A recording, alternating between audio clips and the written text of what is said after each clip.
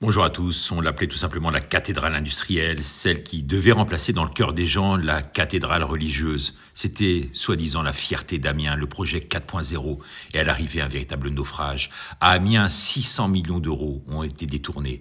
Un projet industriel présenté comme révolutionnaire, une vitrine de la French Tech verte, une promesse d'avenir, un totem de la start-up version protéines d'insectes.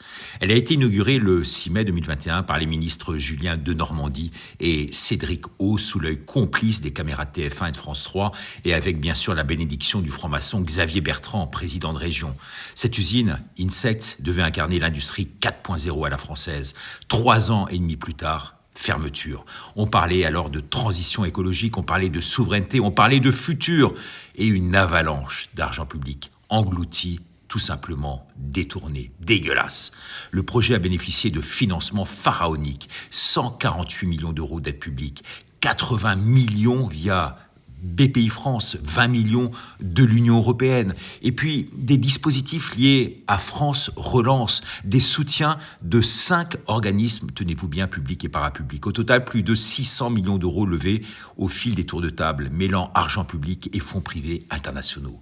Une question demeure aujourd'hui, où est cet argent ? Où est cet argent ? Qui s'en est mis plein les poches ? Au départ, il y avait cette promesse, 46 000 mètres carrés sur 17 hectares, des dizaines de milliers de bacs d'élevage de larves d'insectes annoncés. Eh bien, le discours était le suivant, produire des protéines d'insectes pour l'alimentation animale, voire même humaine. Le PDG, Antoine Hubert, affirmait lui aussi trivialement, que je cite, qu'un burger, tenez-vous bien, à base d'insectes, émettrait 200 fois moins de gaz à effet de serre qu'un burger classique de bœuf. Eh bien, l'escrologie, vous le voyez dans toute sa splendeur. Le site devait symboliser la transition écologique industrielle, bâtiments flambant neufs, machines dernier cri, le Monsanto à la française. 2 ministres, je vous le disais, une flopée de légion d'honneur à l'inauguration.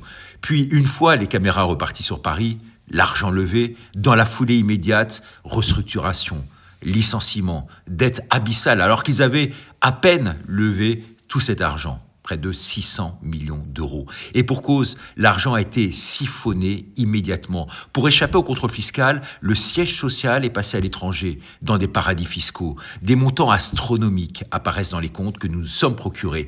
Dépenses de conseil incroyablement élevées, acquisitions à l'étranger, montage juridique des plus complexes, multiplication de filiales, bien sûr, pour déjouer tous les contrôles.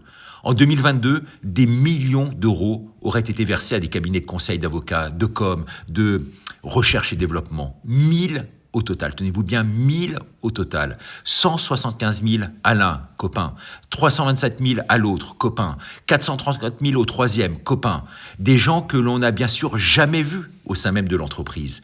Des séminaires qui n'ont jamais eu lieu, de la communication factice, des frais d'avocat à outrance. Bref, l'entreprise a aussi acquis des actifs aux Pays-Bas afin de récupérer des brevets et une fausse production venant d'Europe de l'Est. Tout cela pour faire croire que cette entreprise était opérationnelle. Quand un projet privé de la sorte, préempté en plus sur des terres d'éleveurs, d'agriculteurs, de bétail, est ainsi massivement soutenu par l'argent public et les pouvoirs publics, quand il devient symbole national, quand il est présenté comme l'avenir industriel du pays, eh bien sa chute aujourd'hui pose cette vraie question, une question simple, qui contrôle ? Qui audite ? Qui rend des comptes ? Qui a contrôlé l'usage précis de ces fonds publics ? Personne, bien sûr.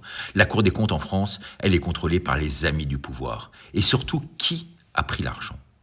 Alors que les Français crèvent de faim aujourd'hui, quand cette start-up échoue avec des centaines de millions issus du contribuable, avec de l'argent détourné, cela devient tout simplement un sujet d'intérêt général. Il s'agit d'un vrai scandale d'État.